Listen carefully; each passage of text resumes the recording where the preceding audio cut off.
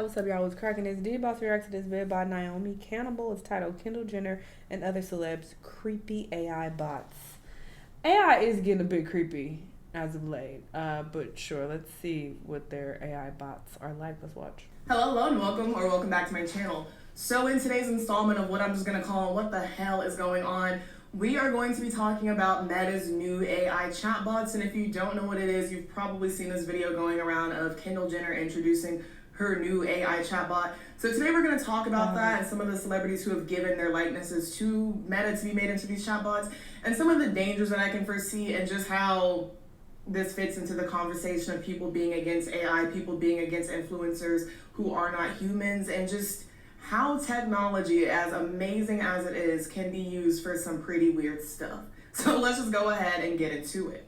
Meta's recently introduced this new chatbot named Billy, which is accessible through Instagram and I believe also through WhatsApp, Facebook, and Messenger, which are all owned by Meta. Though it's not technically Kendall Jenner and isn't named Kendall, it's clearly using her likeness. This Billy chatbot is supposed to be like an older sister who's giving you advice, and you can chat with about, I'm assuming, more personal things that you maybe wouldn't want to talk to friends or family about. Kendall Jenner is not the only celebrity who sold their likeness to Meta to make one of these chatbots. I could see this getting sexual. Some company is gonna capitalize off of making this sexual. So it's gonna be a celebrity. They face. It's gonna be their actual face, the AI face, and it's gonna be a naked body, but it's all AI, and they're gonna be talking, trying to seduce you, showing their naked AI titties, and you, you incels out there are gonna give all your money to see that. This is creepy. Others who have sold their likeness include Paris Hilton, Naomi Osaka, Mr. Beast, Snoop Dogg, and Tom Brady. Like Kendall's chatbot, these others aren't meant to be that celebrity, but a separate character who just looks like them. For example, Tom Brady's chatbot is named Brew, and he's supposed to be some sort of sports debater, of course, for the use of people who like to talk sports. And I understand that concept and the differentiation may sound confusing, and I'm sure it's meant to be because it's really just semantics. Because even though the chatbot is named Billy or Brew, people are going to be drawn to it because it looks, talks, and moves like Kendall Jenner or Tom Brady. These celebrities are reportedly being paid about $1 million to sell their likeness to Meta for these chatbots. That's it? With an undisclosed celebrity reportedly having been paid about $5 million for their likeness. The information reports that for several creators, these payouts aren't one time and will be paid out over the years. I'm not sure if that means they'll be paid additional money or if that $1 million or $5 million is just going to be paid out in installments over a period of time.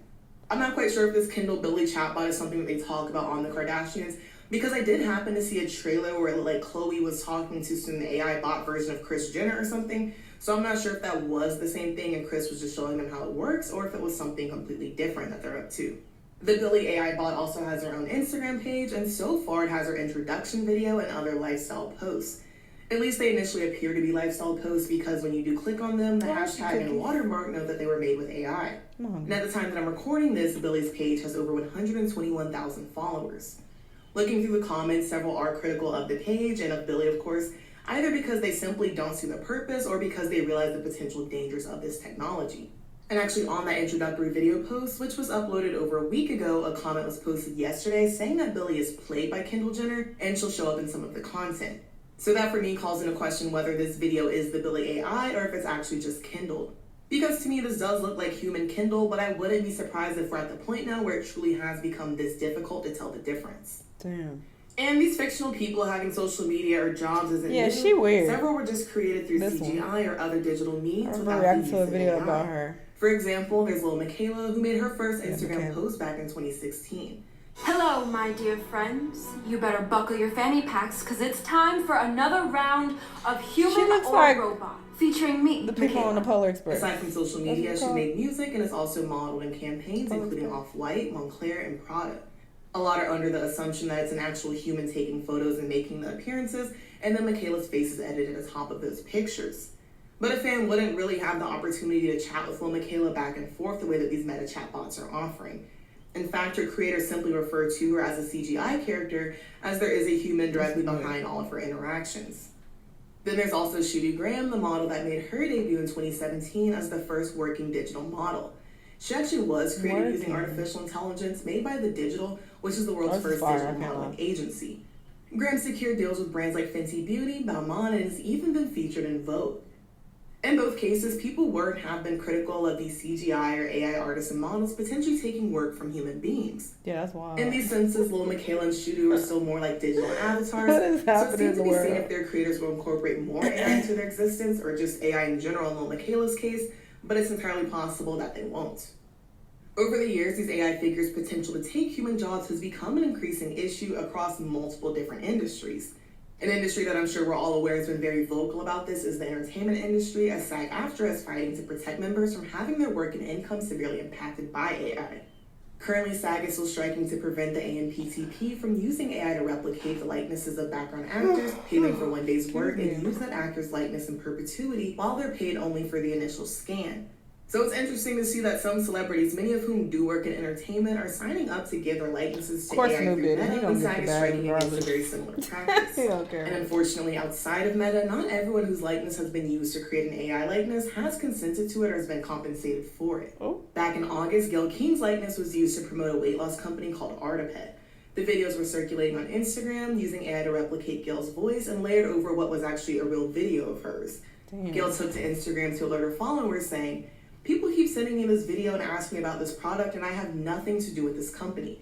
I've never heard of this product or used it. Please don't be fooled by these AI videos." Let me just make sure that my lips, so you can't mess with me. 100% fake. It is not Gayle's voice, but listen to the eerie similarity. Ladies, honestly, I didn't expect my weight loss to spark so many questions. My direct messages on... Earlier this month, something similar happened to Tom Hanks, as his likeness was used to create an AI version of him for a dental ad. Also on Instagram, Tom made his followers aware that the ad had absolutely nothing to do with him, and it's not clear yet if he's going to take any legal action against the company.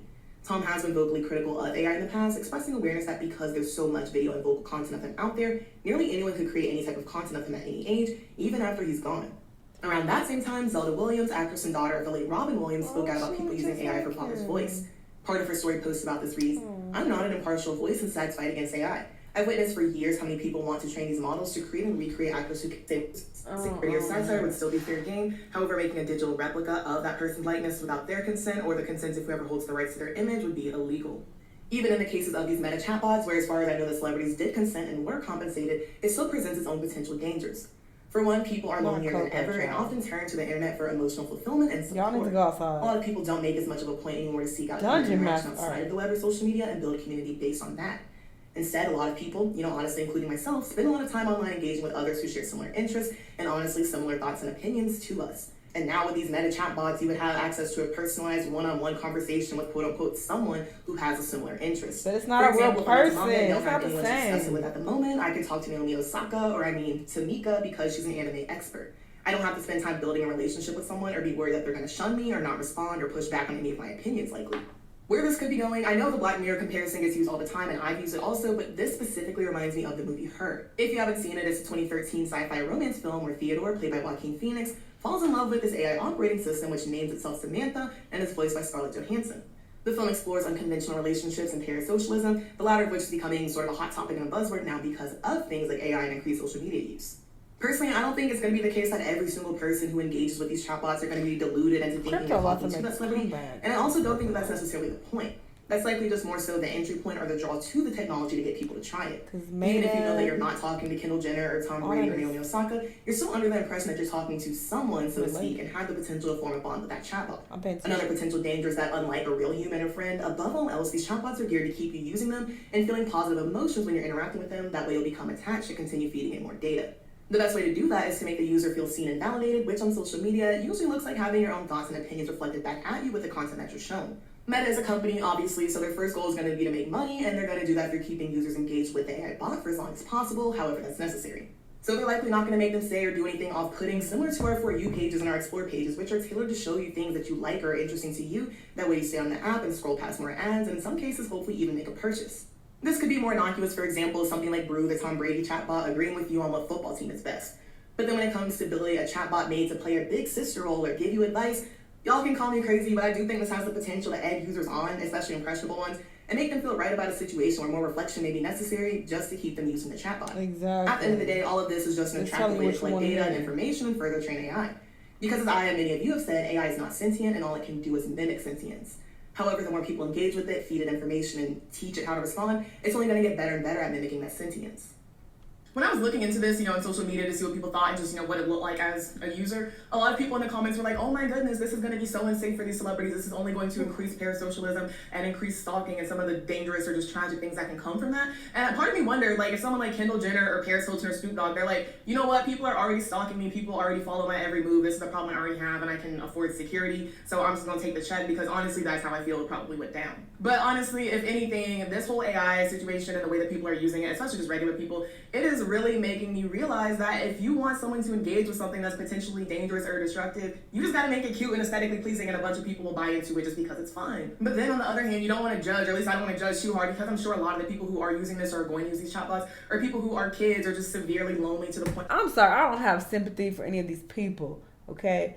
You being lonely, that is your choice. Unless you have some type of illness or disorder that physically prevents you from going outside, there's no excuse. Conquer your fear and go and meet people in real life.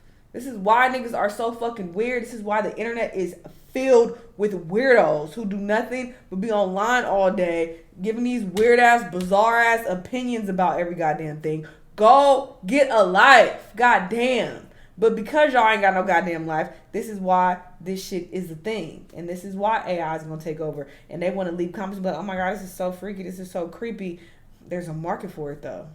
There's a lot of weird-ass people who don't have any friends, who won't go outside and meet anybody. They need shit like this. And that is sad and unfortunate. And you should try to put yourself out there. If there is nothing preventing you from doing that, go do that.